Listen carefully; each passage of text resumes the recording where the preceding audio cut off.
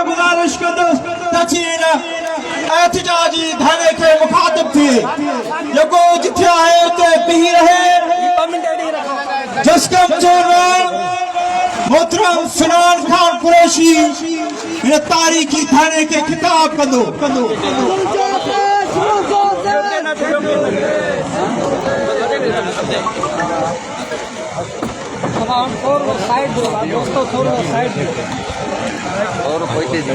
मेहरबानी बाबा साहब जी साईं जीएम सैयद जी शहीद बशीर खान कुरैशी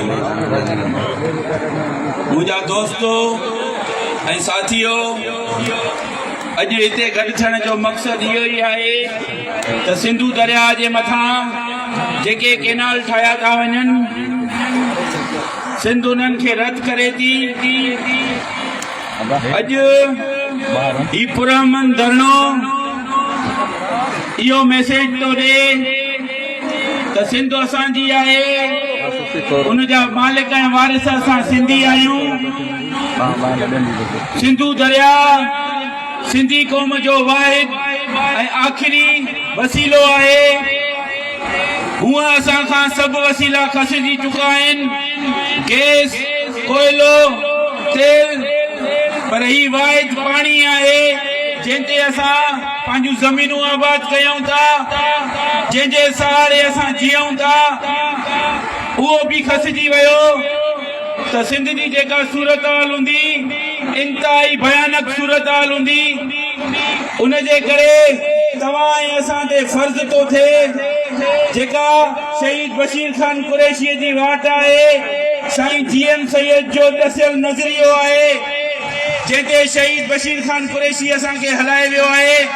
अदम तशद्दुद जी राह पंहिंजी धरतीअ जी मालिकी कंदा वतऊं ऐं पंहिंजे मारूड़नि सां हर ॾुख हर तकलीफ़ में गॾु बीहूं। अॼु सिंधु दरिया जे लाइ हिते गॾु थिया आहियूं। ऐलान त कहिड़े ज़िले में शहरनि जे तरफ़ अचनि था त असां शहरनि में वेंदासीं, अची वेंदासीं, उते असांखे रोज़गार मिलंदो। पर उते उन्हनि मासूमनि खे रोज़गार त कोन थो मिले, उन्हनि जे लाइ फैक्ट्रियुनि जा दरवाज़ा त बंदि आहिनि, पर सिंधी माण्हुनि खे पंहिंजे ई शहर कराचीअ में क़तल कयो थो वञे। उन्हनि खे पंहिंजो हक़ नथो ॾिनो वञे।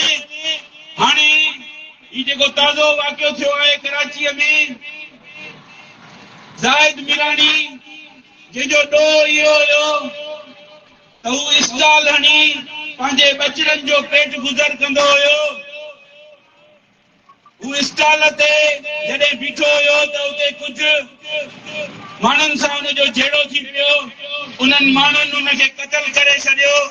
असां हुनजी मज़ामत कयूं था, उन जा कातिल जेके बि उन्हनि खे जल्द खां जल्द गिरफ़्तार कयो वञे। सॼी सिंध जो इहो ई मुतालबो आहे।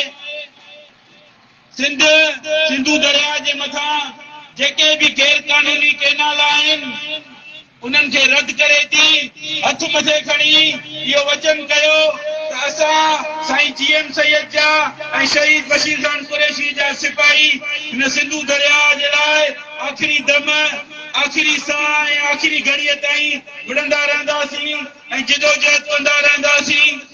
असां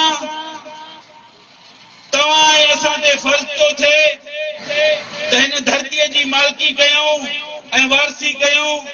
छाजे करे साईं जीएम सैयद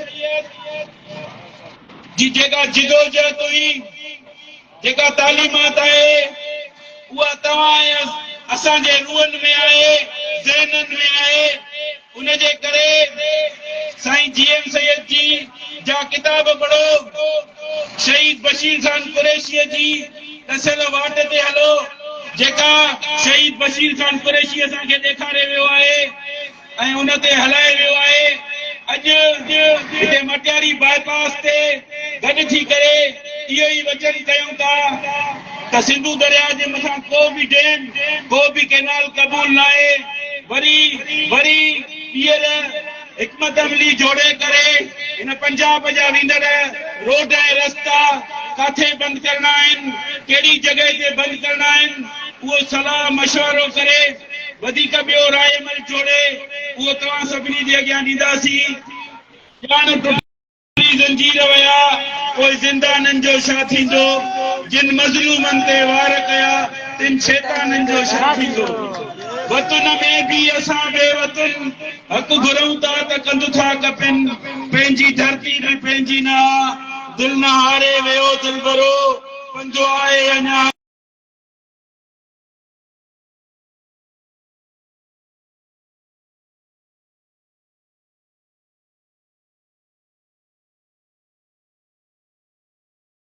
खान सलाम खान वजीर खान सलाम खान ही पुरमन माण्हू जिन जे हथनि में न का लठा न को पत्थर आहे, ही पुरमन माण्हुनि जो गॾु थियण जो इहो ई मक़सद त हू पंहिंजे सिंधू दरिया सां मोहबत कनि था। सिंधू दरिया सिंधी क़ौम जो जीअण ऐं मौत जो ज़रियो आहे। सिंधू दरिया सिंधी क़ौम उन सां एतिरी मोहबत करे थी, सिंध जा हारी सिंध जा मज़दूर जेके इन्हनि सॼो ॾींहुं महिनत करे फसल काइनि था, पंहिंजे बचड़नि जो पेट गुज़र कनि था, पर जॾहिं हिन दरिया सुकी वेंदो त न असां वटि उहे फसल थींदा, न असां वटि कुझु खाइण जे लाइ गबो हूंदो, न ई असां वटि ही जेके धारिया माण्हू असां सिंधी माण्हुनि खे अक़लियत में तब्दील करण जी साज़िश करे रहिया आहिनि। असांखे पंहिंजे ई शहरनि में पुठो थो वञे, असांखे पंहिंजे ई शहरनि में मारियो थो वञे। उन जे करे सभिनी खे गॾु थियणो पवंदो। क़ौमी ॿधीअ जी ज़रूरत आहे, क़ौमी ॿधीअ जी ज़रूरत आहे। सभु गॾु थियो। ॼाण टुटी ज़ंजीर विया पोइ ज़िंदाननि जो छा थींदो, जिन मज़लूमनि ते वार कया इन शैताननि जो छा थींदो। महिरबानी। इन शेर में ई सभु कुझु आहे। उन जे करे इहो शेर चऊं था जेको शहीद बाबा बशीर खान कुरैशी चयो, केॾो बि चाहे दुश्मन मुंहिंजो राहे न सघंदो नक्शो सिंध जो।